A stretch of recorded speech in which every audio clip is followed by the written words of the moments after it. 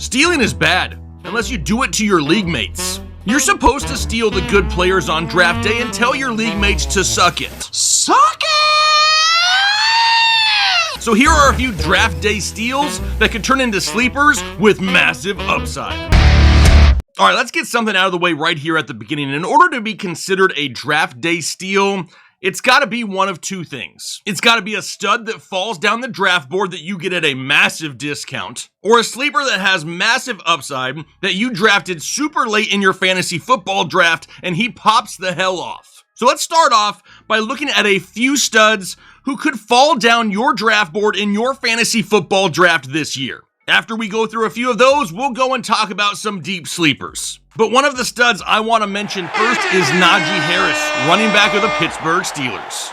Now, Naji Harris is one of those players that so many people just want to dislike in fantasy football. They put unreasonable expectations on him. Then when he doesn't hit them, they think he was a bust. No, your analysis was a bust. If you look at Naji Harris for what he is, he's not a bad pick for fantasy football here in 2024. He's kind of like vanilla ice cream. By itself, kind of boring, but you put it on a damn warm brownie and it's absolutely goated. He's gone 3 straight seasons with no missed games. 3 straight seasons with at least 275 touches. 3 straight seasons with at least 1,000 yards rushing. How about 3 straight seasons with over 1,200 total yards and 3 straight seasons with 8+ touchdowns? And he did all that despite having Jaylen Warren in this backfield with a sizable role, at least in 2023. There are so many people out there that say Jaylen Warren, he's the best running back on the team. He should be the starter. Did you not pay attention to what happened to Tony Pollard last year? Because let me tell you this, if Jaylen Warren were to take over and there's no Naji Harris, the same damn thing is going to happen to him that happened to Pollard last season. What makes Warren special is the role he has. Naji Harris is the guy taking the beating between the tackles and racking up the touches. And really, why do we hate that? Now, I know something that a lot of people hate is the new offensive coordinator, Arthur Smith. Now, if we learned anything from Arthur Smith in Atlanta, it's that he does want to run the football a lot. He's been a coach in the NFL for 5 years, and he has had a top 10 rushing offense in 4 out of the 5 seasons. Now, last year in 2023, Naji Harris finished top 10 among all NFL running backs in carries, red zone touches, rushing yards, and breakaway runs. And that was with a horrible quarterback room in Pittsburgh last year. Now with Russell Wilson and Justin Fields looking like a damn stud in camp, you have to think the boxes will not be stacked in Pittsburgh because they're going to have a capable quarterback throwing the ball down the field. When you look at the last 3 seasons for Naji Harris, in 2021, he was the running back 4. In 2022, the running back 14. And in 2023, the running back 20. Arguably his worst year last year, but now he's currently being drafted as the running back 23 off the board. People expect him to finish lower this year than last year. I'm not. I'm buying the discount. Now, by no means am I sitting here saying Naji Harris needs to be drafted super early. No, we're going to take the discount that the industry is giving us, and we're going to say thank you. We're going to move on. He's probably going to be our running back 3 this season, and I don't hate it. Now, something I do hate is how many people are still ignoring Raheem. I'm not quite a must. He is a must-start Mostert of the Miami Dolphins. Let me get this straight. So Mostert finished 2023 as the running back 2 overall and scored 21 flippin' touchdowns and is now ranked by the experts in the industry as the running back 25 overall. Well, duh, Jake. There's no way he goes out and gets 20 touchdowns again. He's a regression candidate. No crap. But do people even realize what the difference is between running back 2 and running back 25? It's like more than 100 damn fantasy points. I mean, do you really think that Mostert's going to regress that much? Why? Is it because Davian Wicks? Because if it is, it doesn't really make sense. They played in 9 games together in 2023. Over those 9 games, Davian Wicks averaged 15.8 fantasy points per game. Over that same span, Raheem Mostert averaged 17.6 fantasy points per game. They can coexist just fine. Davian Wicks had a huge game in week 3. He scored 49.3 fantasy points. He must have absolutely tanked the value of Mostert that week, right?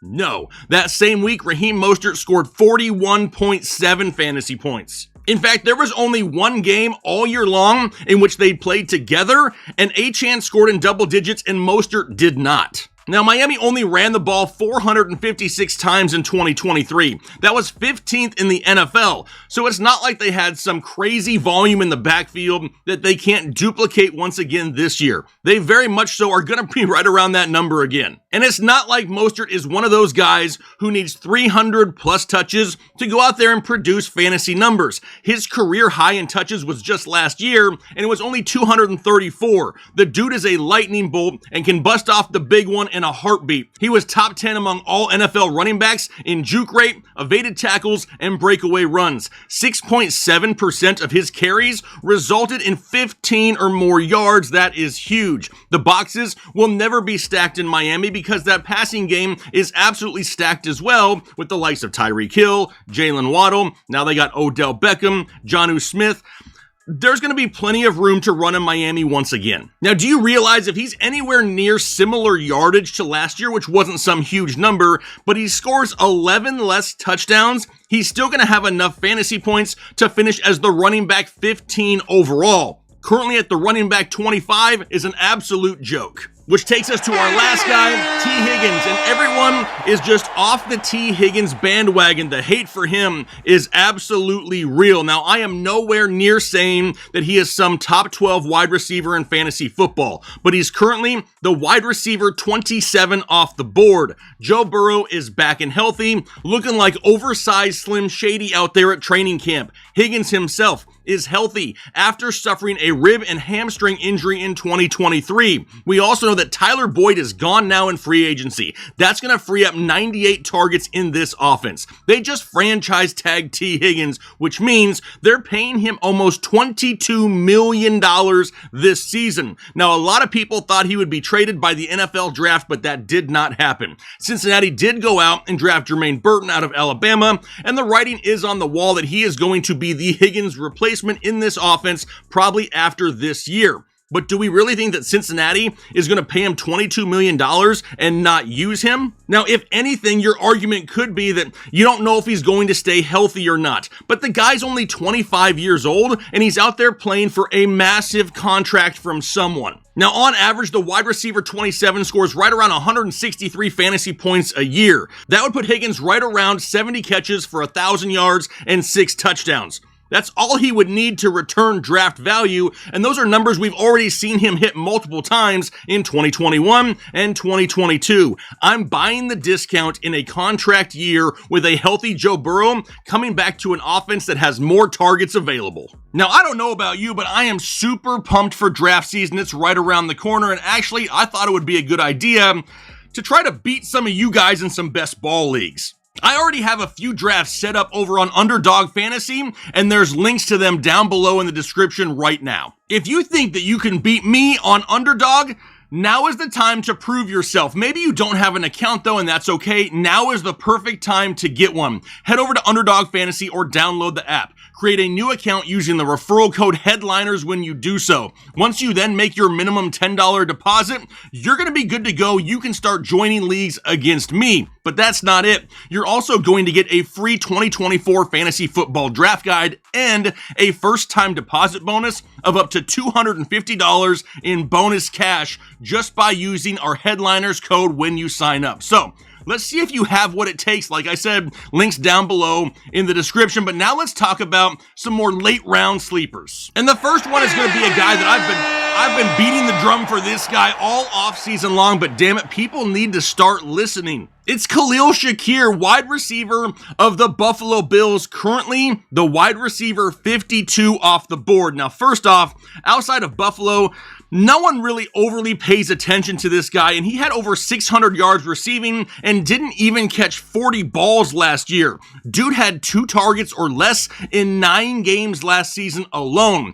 Didn't even play 40% of the offensive snaps until week 8. Then, Joe Brady took over as offensive coordinator, and the role of Khalil Shakir expanded almost immediately. The dude even led Buffalo in targets in their divisional round game against the Kansas City Chiefs. But then, Buffalo parted ways with Stephon Diggs and Gabe Davis, and that freed up 241 targets in this offense. Sure, they brought in guys like Curtis Samuel, and they drafted rookie Keon Coleman, who I do like this year as well. But who is the one wide receiver right now in Buffalo that Josh Allen has some chemistry with? It's Khalil Shakir. Now, if you were to tell me right now that Shakir is going to lead this team in targets this season, honestly, it wouldn't shock me. I don't think it happens, but it would not surprise me.